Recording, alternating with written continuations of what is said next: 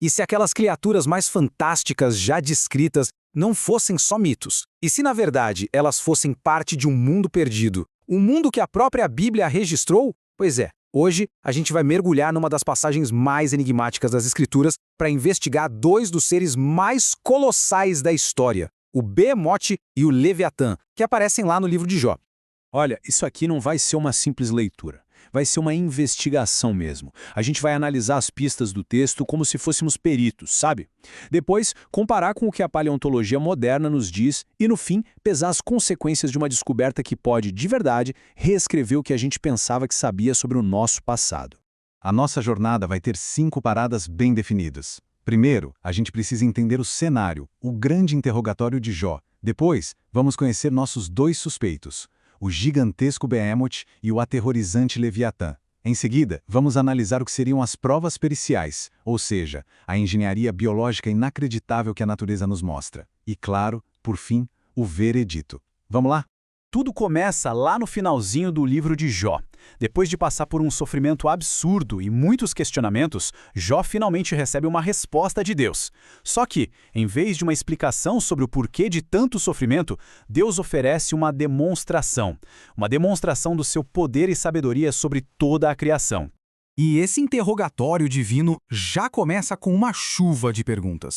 Basicamente, Deus pergunta: Jó, onde é que você estava quando eu lancei os fundamentos da Terra? Você consegue, por acaso, amarrar as correntes das Pleiades ou soltar as cordas de Órion? A mensagem aqui é super clara. O universo é gigantesco, a soberania de Deus é absoluta e a sabedoria humana, bom, a nossa sabedoria é bem limitada.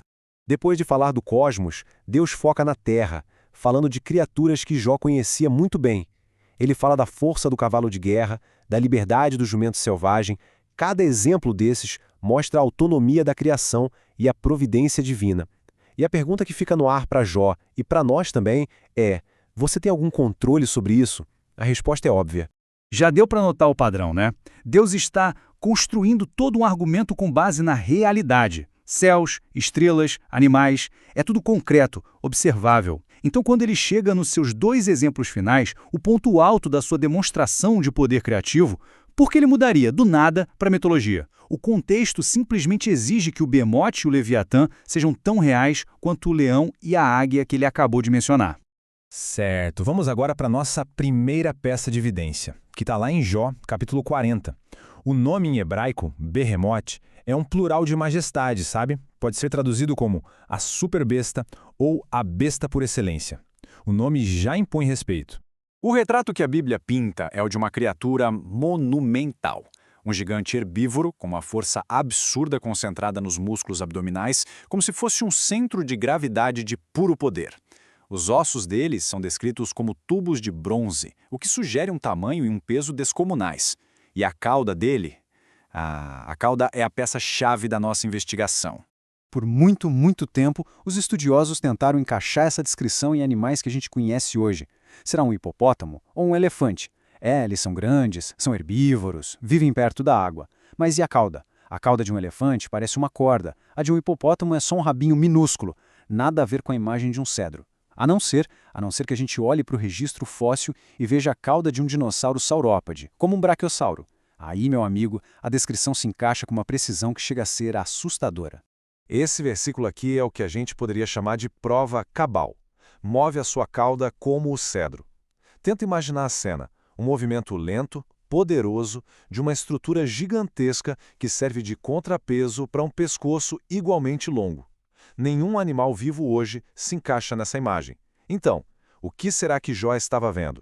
Agora vamos para a segunda criatura. E olha, essa aqui é ainda mais aterrorizante. No capítulo 41, Deus descreve o Leviatã, um ser tão poderoso, mas tão poderoso, que qualquer esperança de conseguir dominá-lo era simplesmente inútil. Só de olhar para ele já era algo esmagador. O perfil do Leviatã parece um pesadelo que virou realidade. Uma armadura de escamas tão impenetrável que nem uma lança conseguia furar. Dentes que parecem portões para o terror. Um ser anfíbio, mestre tanto da terra quanto da água. E aí, a gente chega no detalhe mais inacreditável de todos. Da sua boca saem tochas de fogo, faíscas de fogo saltam dela, Um dos primeiros suspeitos que a paleontologia nos apresenta é o Sarcosuchus, ou supercroc. Imagina só, um crocodilo do tamanho de um ônibus. Ele se encaixa perfeitamente na descrição de um réptil aquático aterrorizante, com uma couraça impenetrável. E o mais curioso é que os fósseis mostram uma cavidade bem grande na ponta do focinho dele, e a função disso ainda é um debate entre os cientistas. Será que poderia ter algo a ver com a descrição da Bíblia? Fica a pergunta. Outro candidato fortíssimo é o espinossauro, um dinossauro que simplesmente destronou o T-Rex como o maior predador terrestre. E as descobertas mais recentes confirmaram, ele era semi-aquático. Um caçador perfeito para a vida nos rios com uma cauda em forma de remo e dentes ideais para pegar presas na água. Um verdadeiro monstro que patrulhava tanto as margens quanto as profundezas. E se o Leviatã fosse uma criatura principalmente marinha? Bom, nesse caso, a gente poderia estar falando de um pliosauro como o cronossauro. Um réptil marinho com um crânio de quase 3 metros e uma força na mordida que faria um T-Rex parecer mansinho. As presas dele não tinham a menor chance. Um verdadeiro soberano dos mares antigos. Pronto, chegamos na pergunta de $1 milhão. E é uma pergunta super justa.